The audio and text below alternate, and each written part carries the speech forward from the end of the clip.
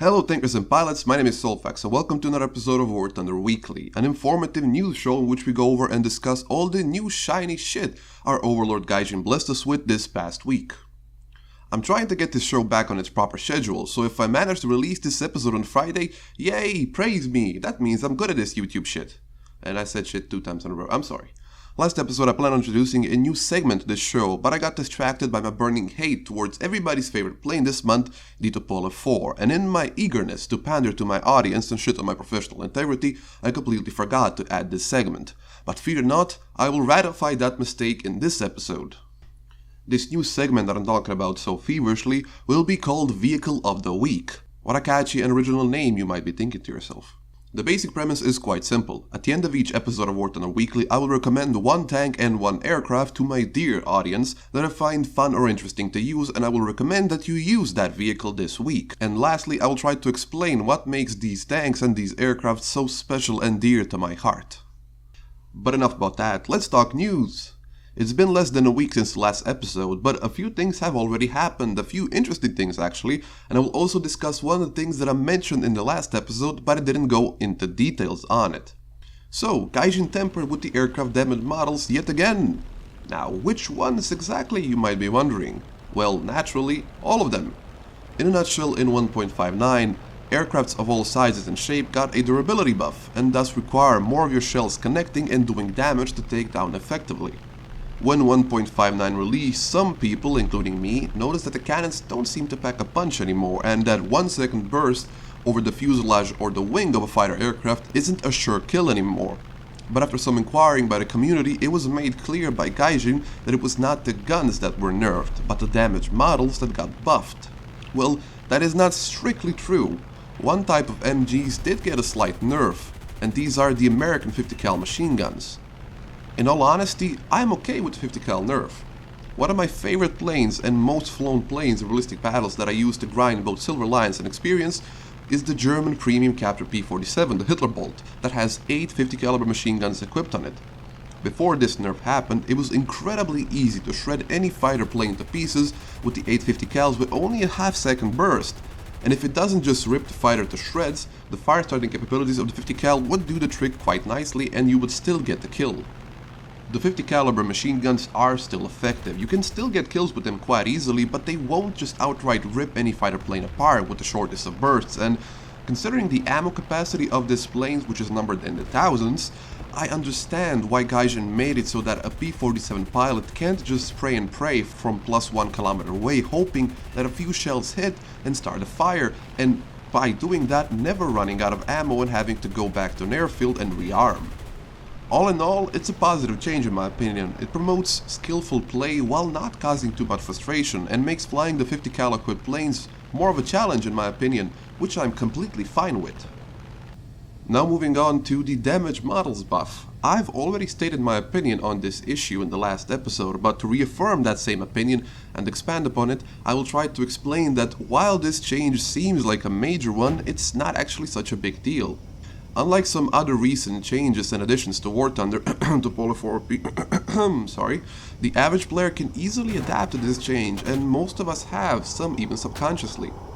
All this change does is make some previously very punishing planes to fly, like the Ju-87s and the Henschel 129s, and basically all the attackers and dive bombers in War Thunder, all the planes that don't have neither the maneuverability or the speed to keep up with regular fighter planes, a lot more enjoyable to take out for a spin, because now your plane won't just fall apart at the slightest provocation. You can actually tank some shots and keep going like these planes could in real life. There are some slightly annoying side effects to this change, such as planes surviving 2 50mm shells to the tail section, but hey, one to the wing or the engine and he's still gone. So again, in my opinion, this is a good change. It promotes skillful play and it keeps the game as it was, as in a fun game still. What kind of a sentence was that? I don't know. Well, that's all fine and dandy, but let's move on to some actual recent news. In an attempt to quell the fire started by the introduction of everybody's favorite seal clubber, the Ep5, Gaijin released another small patch and once again lowered the spawning altitudes of strategic bombers, which are just heavy bombers, and regular bombers. After this patch, strategic bombers or heavy bombers spawn at 4,500 meters and normal bombers spawn at 3,500 meters. This doesn't actually fix the problem, but hey, it's a step in the right direction and shows us that Gaijin is actually aware of the major shit this plane took on Realistic Battles metagame. This patch also increased airfield health in arcade battles and realistic battles only.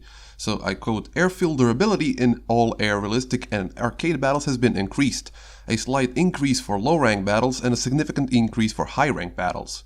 What this means in terms of how many tons of bombs will it take to destroy a single airfield, I have no idea. You'll have to test this one out for yourself, or Google it. I just don't know, I don't have enough time to test this out.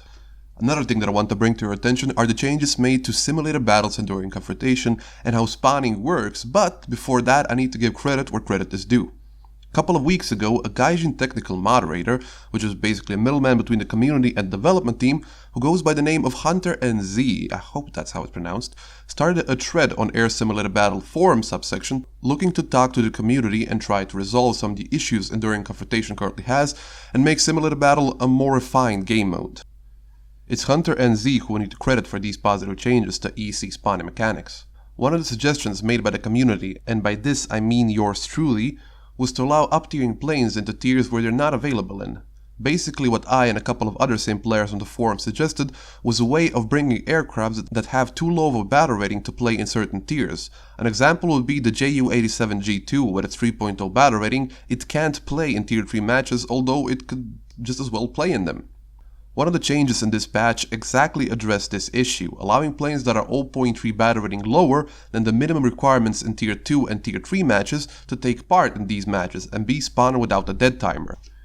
Unfortunately, it seems like the various Gaijin developer teams are not operating on the same page and that are quite independent when it comes to making changes, because just as I was making this bloody video, that battle ratings of certain vehicles are going to be changed in some game modes in the next week.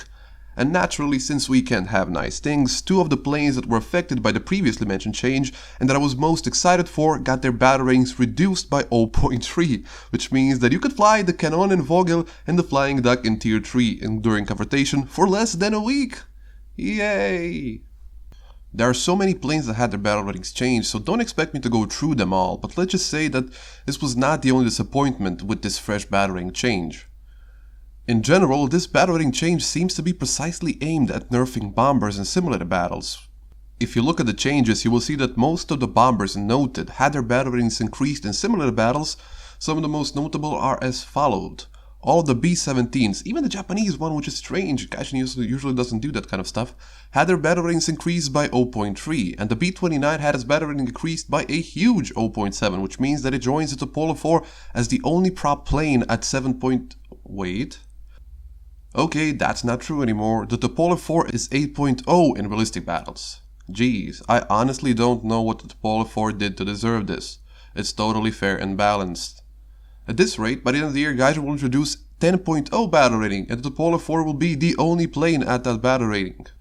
And yes, in case you were wondering, all of the Meteors are still at 8.0 battle rating, even though both of the MiG-9s had their battle ratings reduced to 7.0. And for some reason, Gaijin is still continuing playing tennis with the Horton Hose. It's back to 7.0 in battle rating. But hey, Tovarish, speed is not everything. Meteor, very good turning plane. Ha ha ha ha.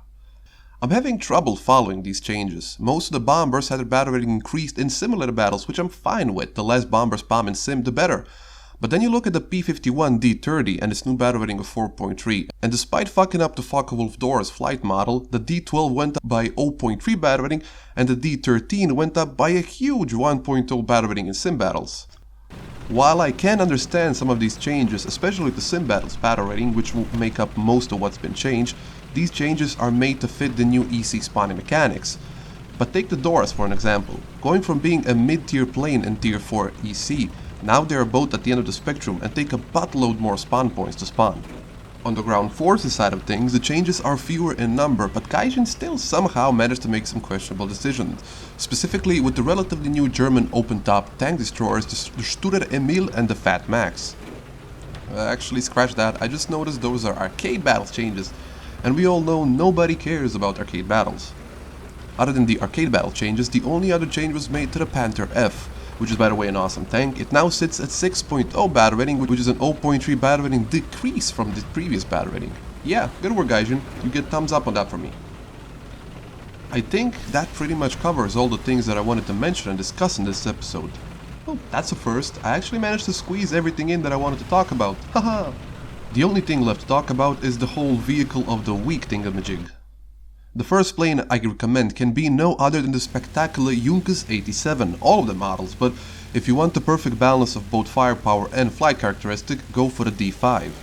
It's by far the best dive bomber in the game and sports a considerable max bomb load of 1 ton, which comes in one 500 kilo bomb and two 250 kilo bombs, which is a lot more than the dive bombers of similar battle rating. While it is one of the slower dive bombers in the game and one of the slowest planes in general, it makes up the lack of speed with overall maneuverability, and with dive brakes equipped it can outturn even some fighters it might meet. When you get past all of the flaws and concentrate on the good side of the Stukas, they're one of the most fun planes to fly around and finally master. Keeping up the tradition of recommending some of my favorite vehicles, it will be a sin not to make the Panzerkampfwagen Via H the first tank I recommend. I know what you're thinking, like, come on Soulfax, it's only a Panzer IV and it's not even the best of the Panzer IV, so why do you like it so much?